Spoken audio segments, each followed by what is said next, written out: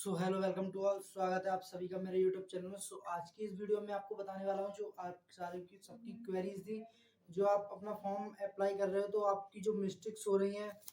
तो मैं आपको बता दूं जो फॉर्म भरने के लिए जो बैठे रहते हैं वो कैंडिडेट सब लास्ट के लिए बैठे रहते हैं। तो आप सभी की क्वेरीज, आपके कमेंट थे कि जो आपका कास्ट सर्टिफिकेट है वो कब कब का होना चाहिए, कैसे क्या होना चाहिए, सारा कुछ इस वीडियो के माध्यम से मैं आपको क्लियर करने वाला हूँ कि आपका जो कास्ट सर्टिफिकेट है वो कब तक का होना चाहिए और कब तक का मांगा जा रहा है। नहीं तो आपका फॉर्म, अगर ये ऐसे कास्ट सर्टिफिकेट नहीं बनवाते हो तो आपका जो फॉर्म है वो आपका रिजेक्ट कर दिया जाएगा। ठीक है ना। और जो आपका रिजेक्ट फॉर्म होगा उसके बाद आपका क्या होगा, तो मैं इस वीडियो के माध्यम से आपको ये भी क्लियर करने वाला हूँ। ठीक है ना। तो आई होप आपको वीडियो क्लियर हो, तो वीडियो को लाइक करके शेयर करके चैनल को सब्सक्राइब कर लें, जिससे फ्यूचर में आने वाला कोई भी अपडेट आपसे छूटे ना, आपको सबसे पहले मिलता रहे। तो मैं आपको वन बाई वन इसके बारे में क्लियर कराता हूँ। तो थोड़ा सा मैं आपको जो नोटिस है उसके बारे में आपको अवेयर करा देता हूँ। तो मैं बोर्ड पे तो लिख नहीं पाऊंगा, ठीक है ना। तो मैं आपको ऐसे ही आपको दिखा दे रहा हूँ इस नोटिस को, ठीक है ना। तो ये जो आपका नोटिस है, ये आपका जो नोटिस है, यही आपका नोटिस है, ठीक है ना। इसमें आपको दे रखा है कि कास्ट सर्टिफिकेट, आपका जो कास्ट सर्टिफिकेट है वो कब तक का होना चाहिए। तो मैं आपको ये पूरा बोर्ड पे तो लिखूंगा नहीं, तो मैं आपको वैसे ही पढ़ के बता दे रहा हूँ, ठीक है ना। जो आपका इसमें लिखा है, eligibility of the candidate provisional based details furnished candidate in the online application RRB, यानी कि जो आप फॉर्म ऑनलाइन एप्लीकेशन फॉर्म करते हो ना, उसमें detail security application eligibility there for candidate will be accepted provisional subject filling the basic eligibility criteria in subject of through तो caste certificate. तो जो आपका इसमें कास्ट सर्टिफिकेट का दे रखा है ना, तो इसमें आपका जो कास्ट सर्टिफिकेट है वो आपका जो मांगा गया है वो आपका मांगा गया है SC ST कैटेगरी से, SC ST OBC and EWS category and EBC कुछ करके एक कैटेगरी और होती है इसके लिए, ठीक है ना। इसके लिए आपका जो कास्ट सर्टिफिकेट मांगा गया है, ठीक है ना। तो आपको claim made application of substantial certificate document, जो आपका जो भी डॉक्यूमेंट्स हैं वो आपको सारे क्लियर एंड सही भरने हैं। अगर आपकी कोई भी मिस्टेक होती है तो आपको वहां से डिस्क्वालीफाई कर दिया जाएगा, ठीक है ना। जो आपकी क्रूशियल डेट रहने वाली है, जो आप अपना कास्ट सर्टिफिकेट की जो आपकी क्रूशियल डेट रहने वाली है, जो आपका कब तक का कास्ट सर्टिफिकेट होना चाहिए, तो आप इसमें फॉर्म अप्लाई कर सकते हो, नहीं तो आपका फॉर्म रिजेक्ट हो जाएगा। तो मैं आपको बता दूं, जो crucial date for claim of SC ST OBC EWS EBC category होती है, ठीक है ना। और स्टेटस और any other benefits by fee concession, यानी कि जो आपका जो अगर इन कैटेगरी से आप SC ST से बिलोंग करते हो तो आपने देखा होगा आरआरबी में जो SC ST कैटेगरी के लिए है वो आपका 250 रुपए चालान है, ठीक है ना। और 250 के 250 ही आपके बैंक अकाउंट में दोबारा वापस कर दिए जाएंगे जब आप अपियर हो उसमें एग्जाम देने में, ठीक है ना, अपियर हो गए तो, ठीक है ना। रिजर्वेशन एज रिलैक्सेशन ETC, आपको एज रिलैक्सेशन भी दिया जाएगा।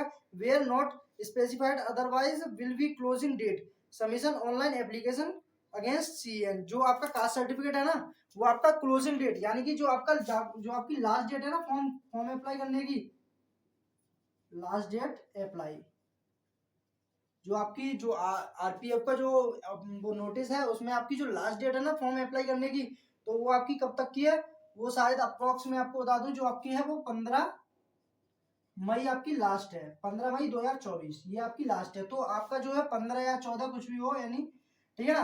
तो आपका जो है ना वो आपका 14 मई से आपका पहले का होना चाहिए कास्ट सर्टिफिकेट। अगर पहले का होगा तो आप इसमें फॉर्म अप्लाई कर सकते हो, अगर नहीं है तो आपका जो फॉर्म है वो आपका वो कर दिया जाएगा, या फिर आपको जनरल कैटेगरी में मान लिया जाएगा अगर आप कास्ट सर्टिफिकेट अपना प्रोवाइड नहीं करा पाते हो, ठीक है ना, ऑनलाइन। और और जो आपका है वो आपका है for availing reservation EWS SC ST OBC NCL, यानी कि OBC non criminal candidate of furnish necessary certificate in original during DV certificate should be issued competent authority of formats of auxiliary 1। ये देखो आपको दे रखा है यहाँ पे, जो आपका फॉर्मेट, आपको जो कास्ट सर्टिफिकेट है वो आपको किस फॉर्मेट में मांग रहा है। तो आप auxiliary 1 for SC ST category, अगर आप SC ST कैटेगरी से बिलोंग करते हो तो auxiliary आपको वन की PDF डाउनलोड करनी है, वो आपको मेरे टेलीग्राम चैनल पर मिल जाएगी, डिस्क्रिप्शन में आपको टेलीग्राम का लिंक भी मिल जाएगा, ठीक है ना। तो ये आपको कैंडिडेट auxiliary 1, जो आप SC ST कैटेगरी से बिलोंग करते हो तो आपको auxiliary 1 डाउनलोड करनी है। तो आपको सेकंड डाउनलोड करने के लिए आप ओबीसी और नॉन क्रीमिलियर हो तो आप एक्सुअली सेकंड डाउनलोड करो। अगर आप ईडब्ल्यूएस कैटेगरी से बिलोंग करते हो तो आपको एक्चुअली थर्ड डाउनलोड करनी है। वो मैं आपको टेलीग्राम पे प्रोवाइड करा दूंगा। तो आप उस टेलीग्राम जुड़ने के लिए आप हमारे डिस्क्रिप्शन में लिंक होगा टेलीग्राम से जुड़ने के लिए, तो आप उससे जुड़ सकते हो, ठीक है ना।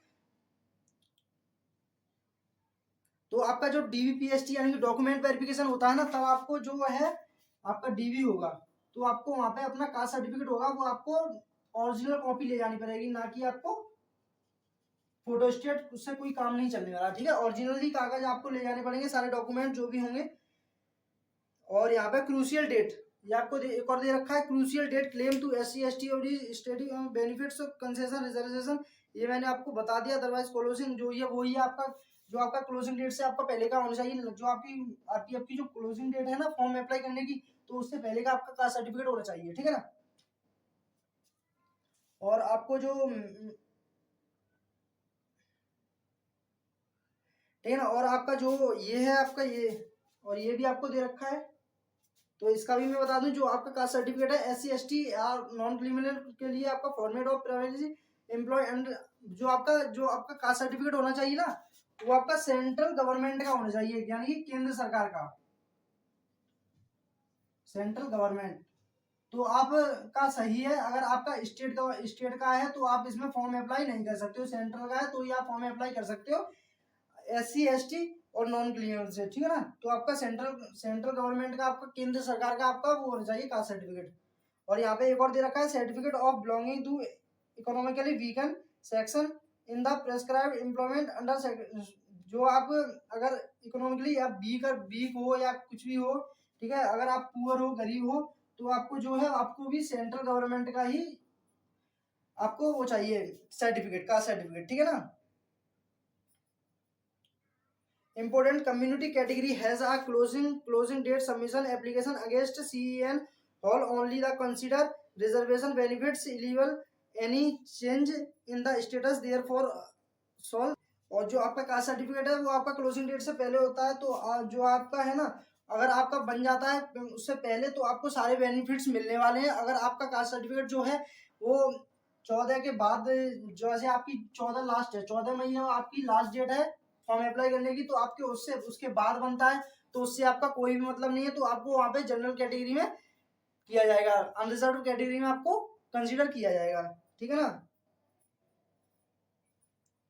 और अगर आपको इससे पहले, आपको 14 से पहले पहले का है, तो आपको सारे वो हैं वो आपको मिलने वाले हैं, सारी फैसिलिटीज आपको मिलने वाली हैं, प्रोवाइड कराई जाएंगी, ठीक है ना। अगर EWS कैटेगरी से आप बिलोंग करते हो, यानी कि वीगन सेशन से आप बिलोंग करते हो, candidate who are not covered under the scheme reservation SC ST OBC and non criminal goes the gross annual income to 8 lakh rupees 8 are the identified EWS category benefits reservation.